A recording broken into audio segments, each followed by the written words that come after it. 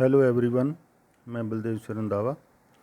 आइए बात करें एमजीएस यूनिवर्सिटी के लॉ फाइनल के 8वें पेपर, जिसका नाम है लैंड लॉज, भूमि विधियाँ।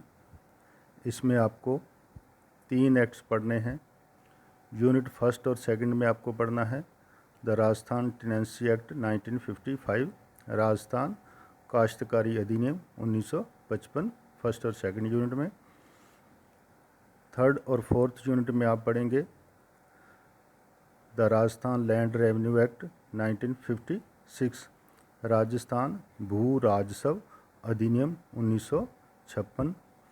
और आप लास्ट एंड फाइनल यूनिट में पढ़ेंगे the Rajasthan rent control act 2001, Rajasthan किराया नियंत्रण अधिनियम 2001। और इसके साथ आपको 5 लीडिंग केसेस भी पढ़ने हैं। फ्रेंड्स, लैंड लॉज या भूमि विधियाँ संविधान की 7वीं अनुसूची के अनुसार स्टेट का सब्जेक्ट होता है, और इसलिए इसमें आप केवल राजस्थान के संबंध में ही, राजस्थान में भूमि विधियाँ और दूसरी जो है वो केवल राजस्थान के संबंध में पढ़ेंगे, क्योंकि राज्य विषयों के अनुसार सभी स्टेट्स में ये जो लैंड लॉज होते हैं वो सब्जेक्ट मैटर होते हैं, स्टेट मैटर होते हैं, और राज्य इसको अपनी मर्ज़ी से कंट्रोल करते हैं, अपनी मर्ज़ी से काश्तकारी के नियम बनाते हैं, रेवेन्यू कंट्रोल के सारे नियम बनाएंगे, ज़मीनों का कैसे यूज़ करना है वो सारा अधिकार जो है राज्यों का होता है, और इसलिए इसको आप स्टेट सब्जेक्ट है। और ये जो एक्ट है, ये तीनों ही एक्ट केवल मात्र राजस्थान में ही इस्तेमाल होते हैं, राजस्थान के बाहर इनका इस्तेमाल नहीं है। लेकिन हम सब स्टूडेंट्स क्योंकि कई स्टेट से जुड़े हुए हैं, तो इसलिए आपको कंपैरिजन के तौर पर अपने स्टेट का ध्यान रखते हुए इसका इस्तेमाल कर सकते हैं। और आप में से बहुत सारे लोग जो खेती वगैरह के काम से जुड़े हुए हैं, पारिवारिक पृष्ठभूमि वाले, बहुत सारे लोगों को इनके बहुत सारे नियमों का, शब्दों का पता होगा, लेकिन हमें सिर्फ इसी के संदर्भ में उसका इस्तेमाल करना है। और इसको समझने के लिए हमें थोड़ा सा डिटेल में जाना होगा, ये क्यों आया और कैसे आया। तो प्रीलिमिनरी है प्रारंभ इसका। 15 अक्टूबर 1955 को ये एक्ट लागू हुआ, लेकिन राजस्थान के कुछ हिस्सों में ये 15 जून 1958 को लागू हुआ। वो हिस्से कौन से थे उसकी बात करते हैं। सबसे पहले बात करें, 1947 में देश आज़ाद हो गया। बहुत सारा राजस्थान समेत पूरे हिंदुस्तान में बहुत सारी रियासतें थी।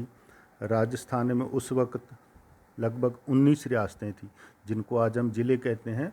इनमें से 19 इन्हीं नामों से लगभग 19 रियासतें थी, और 3 स्वतंत्र ठिकाने थे, जो छोटे किस्म के राजा या रजवाड़े जिनको कह सकते हैं। इस तरह से कुल 22 लोग जो स्वतंत्र पूरे राजस्थान में काम कर रहे थे। मौजूदा राजस्थान में एक तरफ देश का एकीकरण हो रहा था, और दूसरी तरफ इन्हीं राजाओं को भी पता था कि अब देश की जनता, हमारा शासन ख़त्म होगा और हमें एक साथ रहना होगा या हमें एक होना होगा।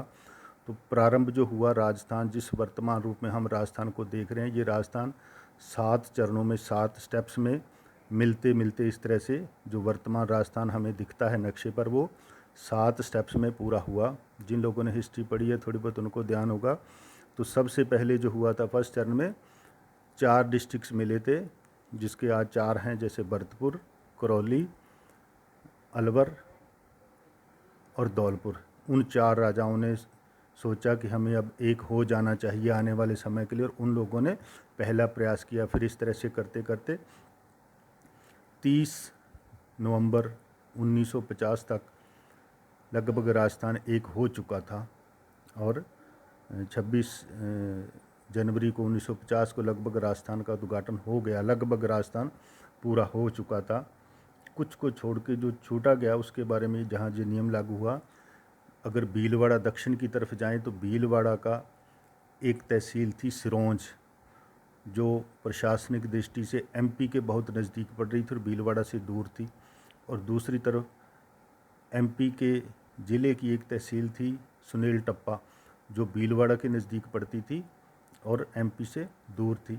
तो बाद में जब राज्य का पुनर्गठन हुआ तो 1958 के लगभग आपसी लेन देन के कारण सुनील टप्पा जो था मध्य प्रदेश से भीलवाड़ा को राजस्थान में आ गया और यहाँ का सिरोंज इलाका जो था वो एमपी में चला गया। इसलिए सुनील टप्पा में जो अधिनियम लागू हुआ वो लेट हुआ। इसी तरह से अजमेर का क्षेत्र था मेरवाड़ा, अजमेर शुरू से अंग्रेज़ों के कब्ज़े में था, वहाँ उनकी आर्मी एरिया था, वहाँ भी लागू लेट हुआ, इसलिए वहाँ भी ये अधिनियम 1558 को लागू हुआ। इसी तरह से आबू का, सिरोही का आबू पर्वत है जहाँ आबू माउंटेन जो है उसका क्षेत्र जो था वो पहले महाराष्ट्र के कब्ज़े में था, महाराष्ट्र गुजरात के कब्ज़े में, और वो भी बाद में राजस्थान के नज़दीक होने का राजस्थान को मिला। तो इसलिए इन 3 जगहों पर सुनील टप्पा, अजमेर का मेरवाड़ा और आबू का आबू पर्वत जो सिरोही डिस्ट्रिक्ट में आजकल आता है, उन पर ये जो अधिनियम है वो 15 जून 1958 को लागू हुआ था। अब जैसे ही उद्देश्य क्या है, उद्देश्य इसका मतलब ये है कि पुराने समय में जब 22 रियासतें, लगभग 1947 तक राजस्थान में 22 रियासतें, उससे पहले तो पता नहीं कितनी थी, पूरी तरह से ज़मीन राजाओं रजवाड़ों की थी, रियासतों की थी, और उनके अपने कानून थे, हर एक की अपनी ज़मीनें थी, कुछ ज़्यादा लिखा पढ़ी थी, कुछ नहीं थी। हर रियासत में अपनी बोली भाषा, अपने शब्दों का उच्चारण, अपनी टर्मिनोलॉजी, सब कुछ अपना था। ज़मीनें राजाओं की थी, किसी को कोई अधिकार नहीं थे। खेती करने वाले मात्र दिहाड़ी मजदूरों की तरह करते थे, उनके पल्ले कुछ भी नहीं था। जैसे ही देश आज़ाद हुआ, हमारे नेताओं ने समाजवादी दृष्टिकोण से सोचा कि ज़मीनों पर अधिकार उनका होना चाहिए जो उसकी खेती करते हैं, और जो राजाओं के पास ज़्यादा कुछ है उसको कम करना चाहिए। विनोबा भावे भी थे उस वक्त, भूदान भी चल रहा था। तो इन सब चीज़ों से सोचते हुए उन लोगों ने धीरे धीरे, जब राजस्थान का एकीकरण हो गया और वो राजे रजवाड़े अपनी अपनी उन्होंने राजनीति के अधिकार छोड़ दिए, राज करने के बाकी अधिकार उनके पास ज़मीनें थी। तो इस तरह का अधिनियम जो 1955 में लाना था, तब तक राजस्थान बन चुका था, इलेक्शन हो चुके थे। फिर उन्होंने सोचा कि एक ऐसा कानून बनाया जाए जो संपूर्ण, अब राजस्थान राज्य बन चुका है तो वहाँ एक तरह का होना चाहिए, और सभी जो टर्मिनोलॉजी है अलग अलग रियासतों की, अलग अलग प्रकारों की, भूमियों के प्रकार, भूमि की किस्में, खेती करने वालों के, कब्जादारियों के अधिकार, अफसरों की तैनाती, कैसे अफसर होंगे, कैसे रेवेन्यू लगान कलेक्ट होगा, तो ये सब चीज़ों के लिए जो कानून बनाया गया खेती करने के संबंध में और खेती के नियमों के संबंध में, उसको कहा गया राजस्थान काश्तकारी अधिनियम। जब ये बन रहा था या बन गया और इसको लागू किया होगा, ये एक संभावना है, आज रिकॉर्ड इतना नहीं मिलता, फिर भी संभावना है कि जब ये अधिनियम लागू किया तो उन्होंने उस वक्त एक सर्वे किया होगा। सर्वे के मुताबिक कौन लोग जहाँ जहाँ जो जिस खेती को खेती कर रहा है उस व्यक्ति का रिकॉर्ड मार्क किया होगा, उसको कुछ नाम दिया होगा कि आप कौन हो, कैसे हो, और फिर धीरे धीरे एक्ट लागू होते होते उन सब का क्लियरेंस अधिकार पैदा हुए। यहाँ 2 चीज़ें आपको देखनी है कि राजस्थान टेनेंसी एक्ट जो है वो केवल ज़मीनों की किस्में, ज़मीनों को काश्त करने वाले, संभालने वाले अधिकारियों की किस्में, और उनसे लगान कैसे वसूला जाएगा, रेंट कैसे वसूला जाएगा, उनके ट्रांसफ़र कैसे होंगे, किस किस तरह से हो सकते हैं, और सुधार वगैरह क्या होंगे, उसमें दूसरी चीज़ें होंगी, इन चीज़ों के बारे में बताता है। लेकिन इसको करना कैसे है ये इस एक्ट में नहीं लिखा, कहीं भी नहीं लिखा।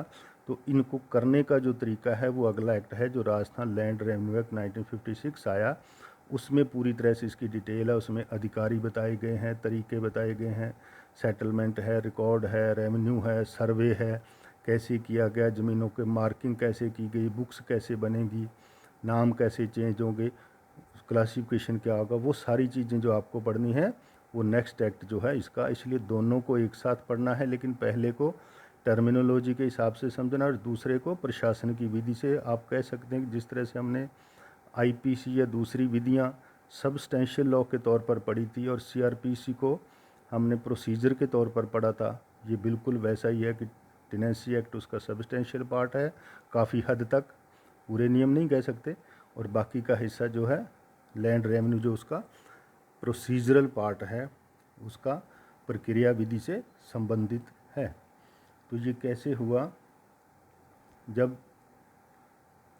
पूरी तरह से राजस्थान का एकीकरण हो गया तो सरकार, सेंट्रल गवर्नमेंट और राजस्थान सरकार ने ये सोचा कि सबकी जो ज़मीनों में काश्त कर रहे हैं उनको अधिकार देने के लिए ज़रूरी है कि जो बड़े राजे रजवाड़े या जो लोग हैं उनसे उनके अधिकार कम किए जाएं।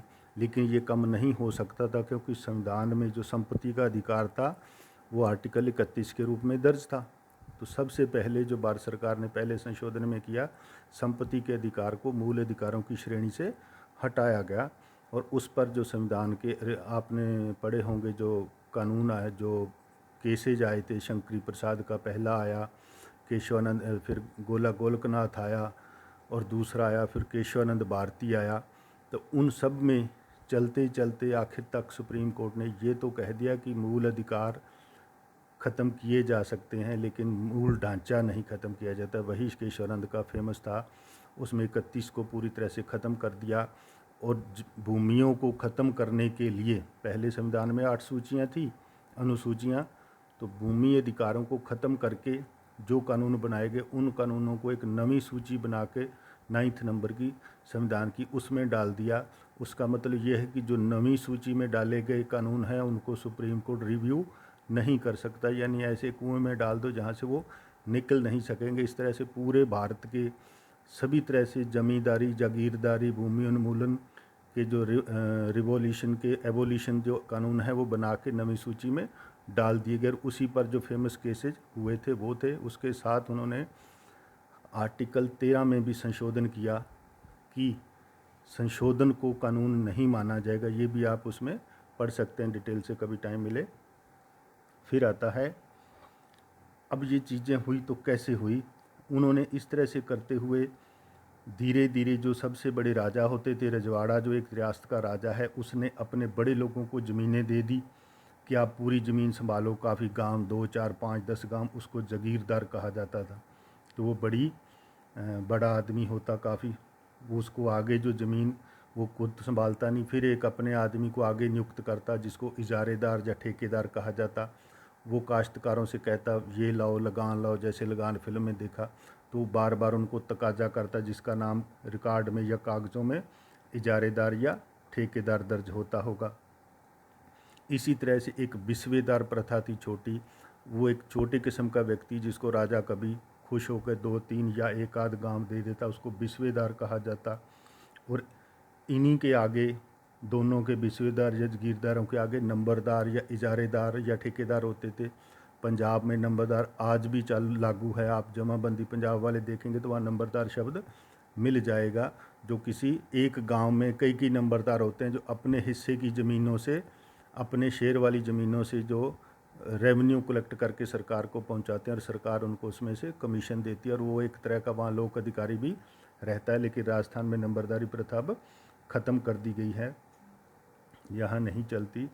तो इस तरह से जब वहाँ इन लोगों के नाम राजाओं के वक्त दर्ज थे, जब ये अधिनियम लागू हुआ तो फिर इनके नाम रिकॉर्ड में आए और धीरे धीरे इस तरह से किया कि जो जागीरदार या बिस्वेदार थे उन लोगों को बिस्वेदारी, जागीरदारी शब्द हटा के उनको भूमि का मालिक शब्द दर्ज किया गया। पहली बार भूमि का मालिक दर्ज किया गया।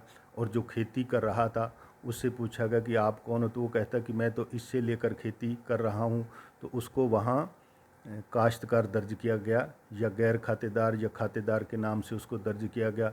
जो किसी खातेदार से आगे या मालिक से आगे या भूमिदारी से आगे किराए पर लेकर जो उतरा था उसको शिकमी या टीनेंट किराएदार कहा गया और उनका इस तरह से रिकॉर्ड में दर्ज किया गया। तो वहाँ चलते चलते धीरे धीरे कानून ख़त्म होते होते फिर एक एबोलिशन एक्ट आया जिसमें फालतू ज़मीनों को सरप्लस, एक रेवेन्यू सरकार ने एक तय कर दी लिमिट कि यदि किसी व्यक्ति के पास 30 एकड़ नहरी या 45 एकड़ बरानी ज़मीन से ज़्यादा है तो उसको उसकी बाकी सरकार शेष ले लेगी। इस तरह से फालतू ज़मीनें लोगों से, जागीरदारों से, बड़े लोगों से ले ली गई और जो उनके नाम ज़मीन बची थी अब उस मालकी को, मालकी वाले कॉलम में उसकी जगह उसको खातेदार शब्द लिख दिया गया।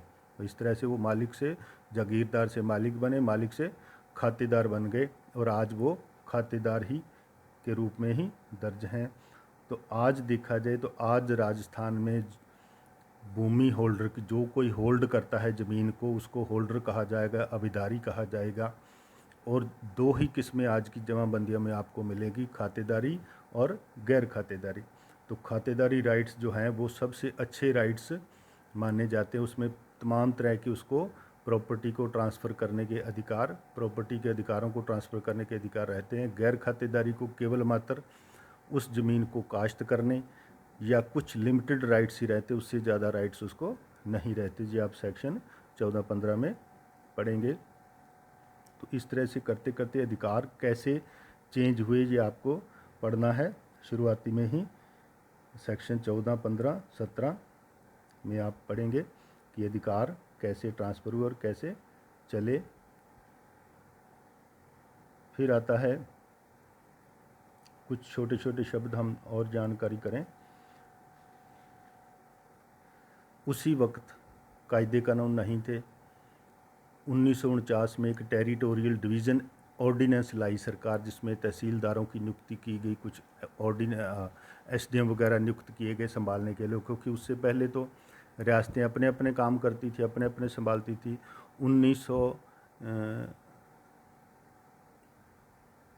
1950 के लगभग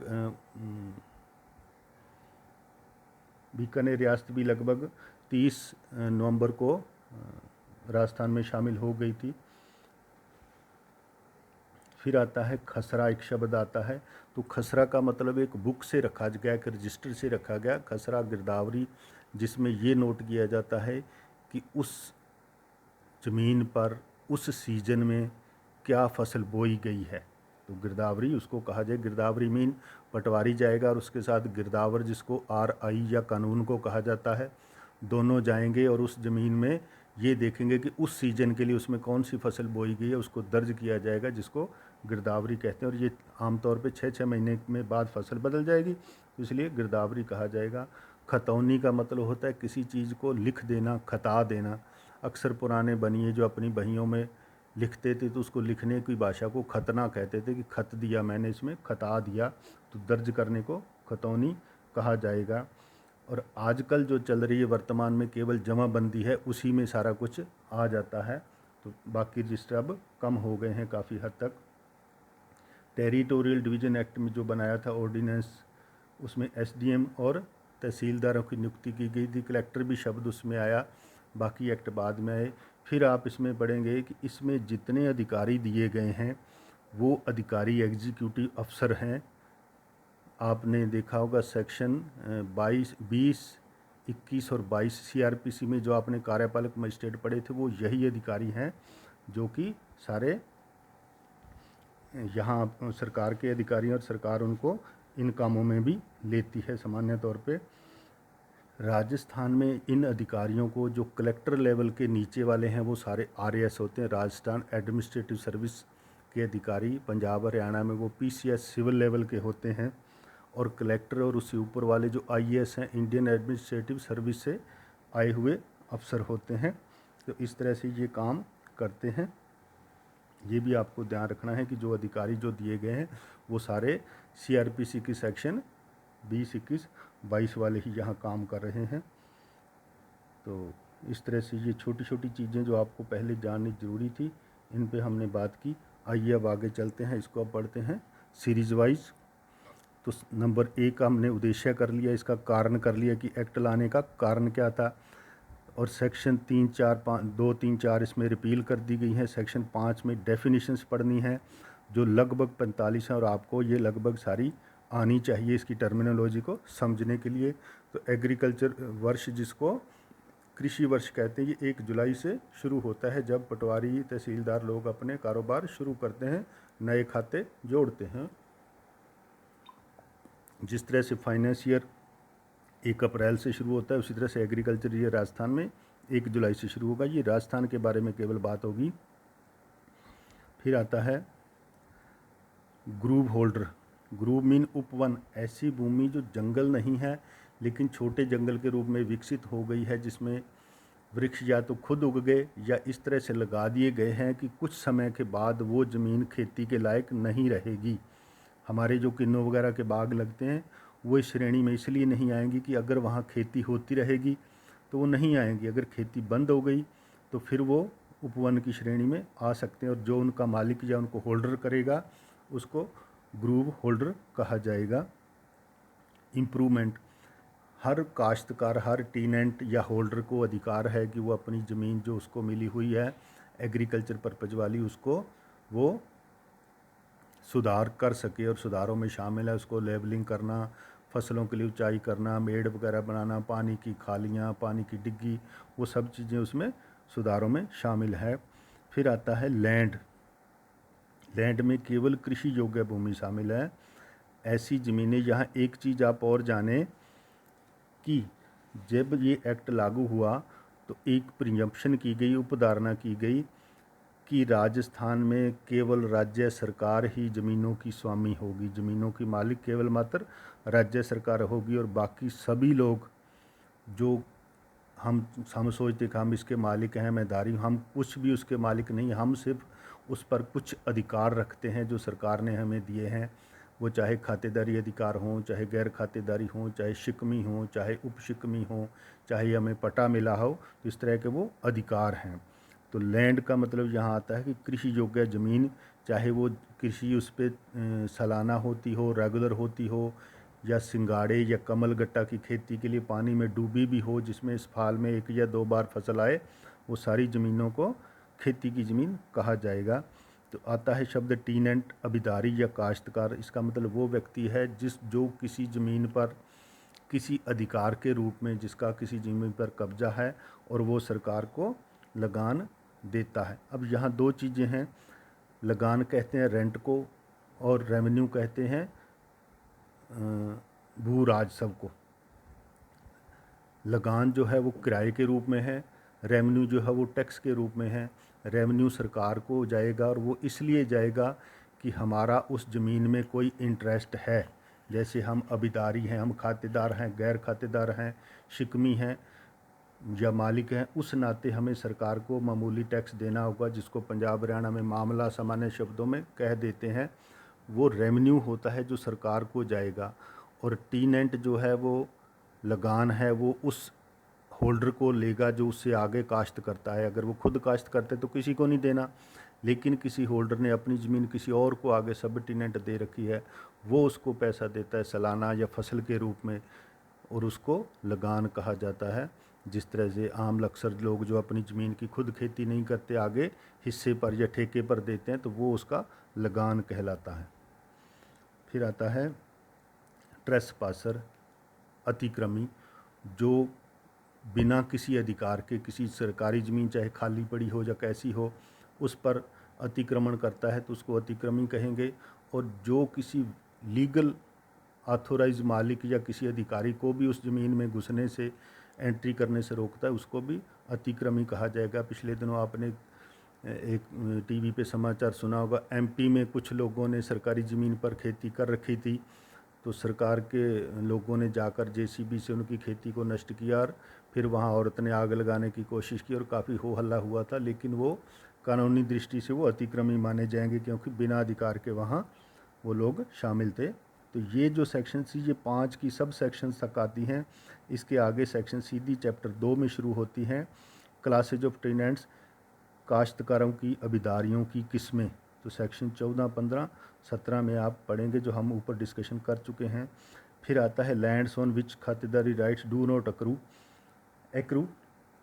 ये मतलब है कि खातेदारी अधिकार कैसे होंगे और कैसे नहीं। छोटी सी चीज़ और बताऊं, शुरुआत में आज जो सिर्फ 2 ही तरह के अधिकार हमने बात की मिलते हैं, गैर खातेदारी और खातेदारी। प्रारंभ में जब कोई सरकार राजस्थान गवर्नमेंट अपनी ज़मीनों को किसी काश्तकार को शुरुआत में फ्री में या मुफ्त में या पैसा लेकर या किस्तों पर अलॉट करती है, तो जो पहले सरकार उसको अधिकार देती वो गैर खातेदारी नाम से जारी करती, उसको गैर खातेदारी कहा जाता है। और फिर जो उसमें कुछ शर्तें रहती हैं कि आप ज़मीन में सुधार करोगे, उसकी किस्तें ड्यू हैं दोगे, खुद खेती करोगे, लंबे समय तक उस पर निवास करोगे, और जब एक वो मिनिमम टाइम लिमिट 10, 15 या 20 साल ख़त्म हो जाएगी, उसके बाद फिर जब आप सब तरह से सरकार को सेटिस्फाई करोगे, फिर आप एक एप्लीकेशन दोगे एसडीएम या जो भी वहाँ का अधिकारी जो बनाया गया होगा, तब वो आपकी पूरी जांच पड़ताल के बाद आपके गैर खातेदारी अधिकारों को खातेदारी अधिकारों में चेंज कर देगा। ये शर्त उसमें रहती है और इस तरह से उसको खातेदारी अधिकारों की प्राप्ति कहा जाता है। जो लोग राजस्थान के गंगानगर में जिन्होंने राजस्थान कैनाल प्रोजेक्ट, जिसका नाम अब इंदिरा गांधी नहर रख दिया गया है, गंगानगर से लेते हुए हनुमानगढ़ से इसको जैसलमेर तक देखें, और राजस्थान कोटा पे चंबल एरिया की ज़मीनें हैं, और ज्वाई प्रोजेक्ट जो सिरोही ज़िले में महाराजा उमेद सिंह ने, जोधपुर वाले ने कभी बनाया था, वहाँ जो ज़मीनें हैं वो लोगों को जो मिली थी वो शुरुआत में गैर खातेदारी के रूप में मिली थी, और फिर एक सर्टेन टाइम उसका बीतने के बाद उन्होंने सारी रिक्वायरमेंट पूरी करने के बाद उसमें खातेदारी राइट मिल जाते हैं। खातेदारी राइट का मतलब है कि वो तमाम तरह के राइट हैं जो एक मालिक भूमि के पास होने चाहिए, लेकिन लीगली प्रॉपर्टी राइट एक्ट के मुताबिक ज़मीनों पर अधिकार प्रोप्राइटरी राइट नहीं होता, केवल कानूनी अधिकार होता है। प्रोप्राइटरी राइट केवल राजस्थान सरकार का है, बाकी लोगों का वहाँ नहीं है। अब चलते हैं प्राइमरी राइट्स टू टीनेंट्स। जिस काश्तकार, जिस होल्डर के पास ज़मीन मिल गई तो उसके प्राइमरी राइट्स क्या हैं, ये आप 31 से 37 में पढ़ोगे। उसको उस गांव में निशुल्क रहने के लिए ज़मीन मिलेगी। ये आज तो स्थितियां नहीं है, क्योंकि अब तो ये ऐसा संभव नहीं होता सबको, लेकिन जहां नई आबादियां हो रही हैं, जहां नई ज़मीनें सरकार पहली बार अलाट कर रही है, ख़ास तौर पे राजस्थान इंदिरा गांधी नहर कैनाल प्रोजेक्ट पे, वहाँ अब जगह काफ़ी होती है। इस तरह से वहाँ वो चीज़ें, सुविधा लोगों को रहने की ज़मीन फ्री में गांव में दी जाती है। गांव के अंदर की ज़मीन जो मिलती वहाँ आबादी एरिया में, उसको सर्टिफिकेट मिलेगा, उसको निकाला नहीं जाएगा बिना कानूनी राइट से। इस तरह से आप इसको 31 से 37 में पूरे पढ़ें। फिर आता है डिवोल्यूशन ऑफ टेनेंसी। टेनेंसी अधिकार ख़त्म कैसे होंगे, तो टेनेंसी अधिकार ख़त्म होने के, अब किसी के पास ज़मीन है, वो थोड़ी ज़मीन है, तो वो ज़मीन सड़क में आ गई तो ज़मीन तो सरकार को चलेगी, तो फिर जब उसका रहा ही कुछ नहीं तो उसका खाता कैसे चलेगा, खाते का फिर बंद होना होगा। उस व्यक्ति की मृत्यु होगी, उसके पीछे कोई नहीं बचा, ज़मीन राज को चलेगी, या और कारणों से उनके अधिकारों की जो है सदा के लिए समाप्ति हो जाएगी। यहाँ एक चीज़ और समझें कि ये जो खातेदारी गैर खातेदारी चीज़ें हैं, ये व्यक्तियों की नहीं है, ये ज़मीनों की है। ये अधिकार ज़मीन से जुड़ा होता है, ना कि व्यक्ति से। जिस तरह के अधिकार व्यक्ति के अपने पास हैं, वैसे ही अधिकार वो आगे ट्रांसफ़र कर पाता है, इसलिए अधिकार उसमें होते हैं, ना कि व्यक्ति में। ट्रांसफ़र ऑफ टेनेंसी, काश्तकारी अधिकारों का हस्तांतरण, सेक्शन 41 ये आती है कि मेरे पास कोई चीज़ है तो मैं उसको कैसे, मेरा जितना मेरा उस चीज़ में अधिकार है, मैं केवल वही अधिकार आगे ट्रांसफ़र कर पाऊँगा किसी को, चाहे किसी भी तरीके से करूँ, चाहे विल करूँ, ट्रांसफ़र उसमें बिक्री करूँ, सेल करूँ, मॉर्गेज करूँ। यदि मेरे पास अधिकार है ही नहीं तो मैं कैसे कर दूँगा। ये आप एक उसकी मैक्सिम है, नेमो डेट कोड नॉन हैबिटा, आपने फर्स्ट ईयर में कॉन्ट्रैक्ट एक्ट में पढ़ी होगी कि जो चीज़ जिसके पास है उससे ज़्यादा अच्छा अधिकार वो आगे ट्रांसफ़र नहीं कर सकता। फिर आता है एक्सचेंज ऑफ टेनेंसीज, विनिमय। ये होता है कि एक ही ज़मीन की किस्मों के लोग, एक ही अधिकारों के बराबर वाले लोग चाहें तो सुविधा के लिए कई और कारणों से आपस में ज़मीनों की अदला बदली कर सकते हैं। ऐसा कानूनी अधिकार है वो संबंधित अधिकारी को आवेदन करके। और पंजाब हरियाणा में तो ये बहुत लोग आपस में अक्सर ऐसा करते हैं। फिर आता है सरेंडर, अपने अधिकारों का समर्पण कर देना। जब कोई व्यक्ति चाहता है कि मुझे नहीं रखनी तो वो सरकार को समर्पण करेगा। ये ध्यान रहे कि सरकार ने जो हमें ज़मीनें दी हैं, स्पेशली राजस्थान सरकार ने, वो केवल एग्रीकल्चर पर्पज़ के लिए दे रखी हैं, और हमारा काम है उसमें सिर्फ एग्रीकल्चर करें और हम उसमें कुछ नहीं करें।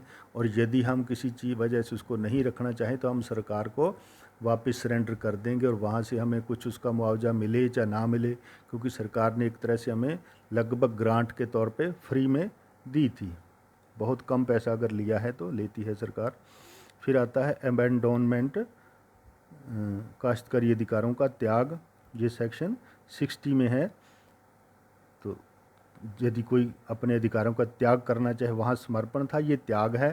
त्याग का मतलब उसको बिना देखभाल के छोड़ देना, लावारिस छोड़ देने को अबैंडोन कहा जाता है।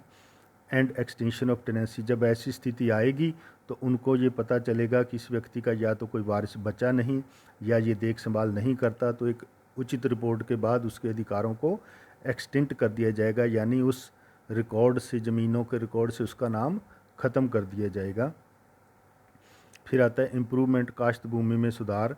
तो सुधार कैसे कोई भी करना चाहे ये ऊपर हम पढ़ चुके हैं। और पेड़ लगाना इसमें शामिल है कि पेड़ लगाना और काटने का अधिकार, ये थोड़ा आप इसमें डिटेल में देखना कि जो पेड़ लगाए जा सकते हैं, जो किस पर्पज़ के लिए लगाए, उनको उखाड़ा जा सकता है, लेकिन जो दूसरी किस्म के पेड़ हैं, हरे वृक्ष हैं, उनको काटने के लिए फिर परमिशन वगैरह फॉरेस्ट डिपार्टमेंट से भी ज़रूरी चली जाती है। तो इसमें आप इसको डिटेल में पढ़ें।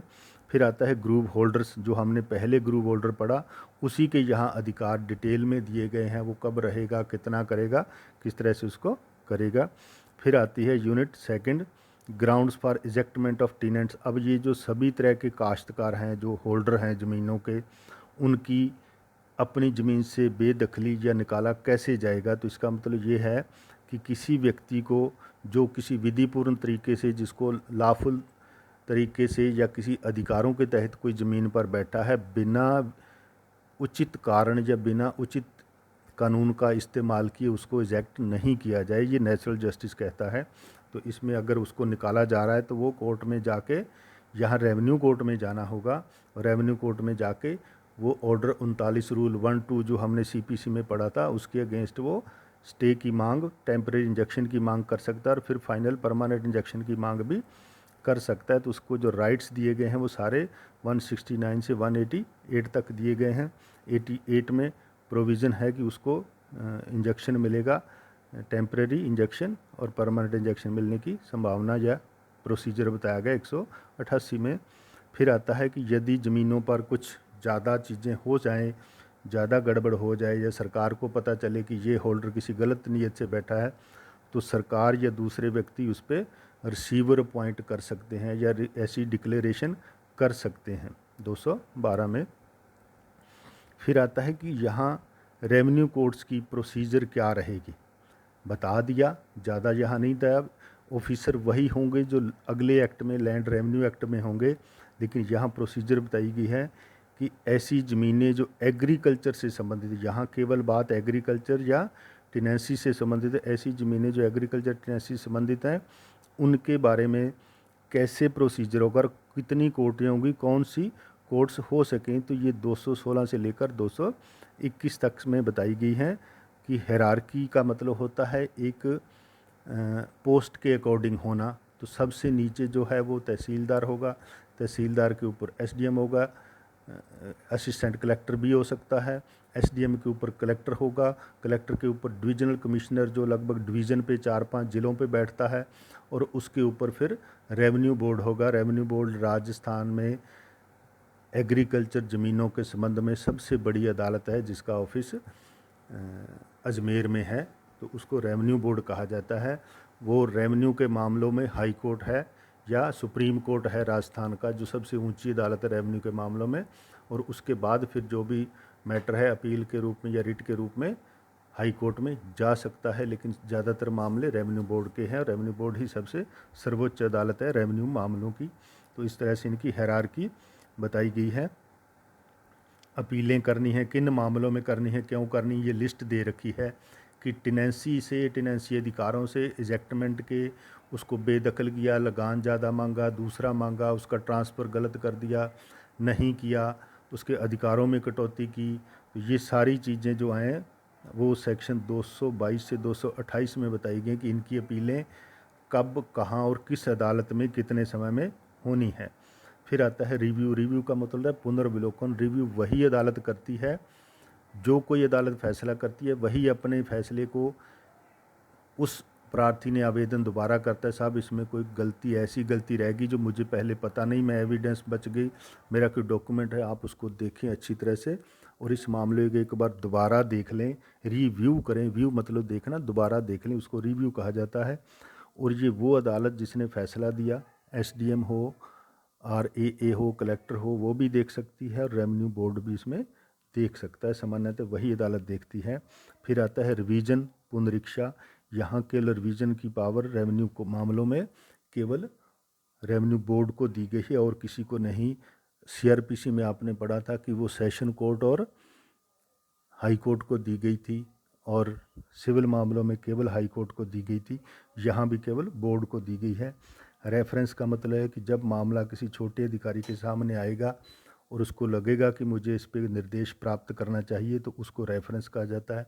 लेकिन रेवेन्यू मैटर में जब कलेक्टर को ये पता चलता है कि किसी ऐसे मामले में जो किसी मेरे से छोटी अदालत एसडीएम या एडीएम या आरएए रेवेन्यू अपीलेट अथॉरिटी के समक्ष ऐसा मामला आया है जिसमें रेफरेंस किया जाना चाहिए, तो कलेक्टर निर्देश देता है। उस निर्देश के आधार पर सामान्य तौर पे तहसीलदार जो है फिर वो रेफरेंस बना के बोर्ड को भेज देता है और वो बोर्ड फिर उस पर अपना निर्देश देता है। फिर आता है question of tenancy right in civil courts. अब आता है कि ये इस पे पूरी तरह से टेनेंसी के मामलों में सिविल कोर्ट के अधिकार को ख़त्म किया गया कि सिविल राइट कोर्ट इसमें कोई अधिकार नहीं रखेंगे क्योंकि ये टेनेंसी से संबंधित है। लेकिन यदि मामला यहाँ कोई प्रोप्राइटरी से संबंध आता है, प्रॉपर्टी राइट की बात आती है, तो लोग सिविल कोर्ट में जा सकते हैं। जैसे फॉर एग्ज़ाम्पल आपने एक व्यक्ति से खेती वाली ज़मीन खरीदने का एग्रीमेंट किया लेकिन वो मुकर गया, तो यहाँ भी टेनेंसी तो लागू हुई नहीं। यहाँ एक प्रॉपर्टी राइट है, कॉन्ट्रैक्ट का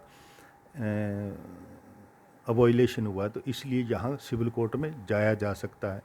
यदि एग्रीकल्चर से संबंधित बाप ने बेटे के नाम वसीयत कर दी और वो मर गया लेकिन दूसरे को लगता है कि वो गलत है, तो उस पर प्रोबेट जारी करवाने के लिए वो सिविल कोर्ट में जा सकता है। वहाँ यदि कोई ऐसा क्वेश्चन पैदा हो सिविल कोर्ट के सामने कि इस मामले का, इस पॉइंट का जो जानकारी है वो केवल रेवेन्यू कोर्ट को होनी चाहिए, तो सिविल कोर्ट वहाँ उसका एक इशू बनाएगा। इशू मीन एक क्वेश्चन रेज करेगा, उस क्वेश्चन को बनाकर वो रेवेन्यू कोर्ट को भेजेगा और उसको कहेगा कि आप इसके संबंध में पूरी जांच पड़ताल के बाद इसका उत्तर दें या इसका निर्णय करें। इसको कहा जाता है question of tenancy right in civil courts. तो इशू फ्रेम करके सिविल कोर्ट जो है रेवेन्यू कोर्ट को भेज देगा और रेवेन्यू कोर्ट उसका फैसला करके वापस सिविल कोर्ट को भेजेगा और सिविल कोर्ट फिर उस मामले पे दोबारा अपना ऑर्डर पूरा करेगा। फिर आता है कॉन्फ्लिक्ट ऑफ ज्यूरिसडिक्शन। जब कभी रेवेन्यू कोर्ट और सिविल कोर्ट में मामला रेवेन्यू कोर्ट का है, सिविल में चला गया, ये सिविल का है, रेवेन्यू वाले कलेक्टर वगैरह ने देख लिया, तब उस पर ये कन्फ्लिक्ट पैदा हो गया, उसमें अवरोध पैदा हो गया, विरोधाभास पैदा हो गया, तब उस मैटर को हाई कोर्ट को रेफ़र किया जाएगा और हाई कोर्ट उसमें ये तय करेगा कि ये मामला रेवेन्यू कोर्ट ने देखना है या सिविल कोर्ट ने देखना है। तो इस तरह से इसको वो सुनेंगे। तो अब आता है कि इस तरह से आप इसको देखें, ये काफ़ी हो जाता है लंबा, बड़े आराम से आप इसको देखें। जो दूसरे एक्ट वाली बात है हम उसको नेक्स्ट वीडियो में करते हैं। आप इसको अच्छी तरह से करें, अच्छी तरह से देखें, समझें, बहुत मुश्किल नहीं है, बिल्कुल ईजी है। तो चलिए मिलते हैं फिर अगले में। ओके।